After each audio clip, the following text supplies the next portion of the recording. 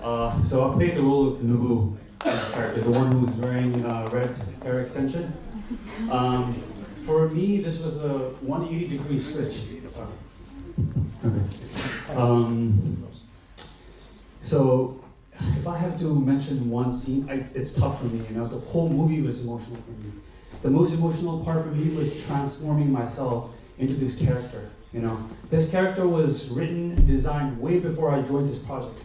So I was fortunate enough to be in touch with Joshanbe like 2 months prior to the shoot. So we were talking, you know, back and forth, and he was helping me with, you know, going through the process. He was giving me exercises, and that was emotional. You know, understanding Nubu's character was I don't know how to describe it, to be honest. It was tough. It was sad, and hopefully I've done justice bringing this character in.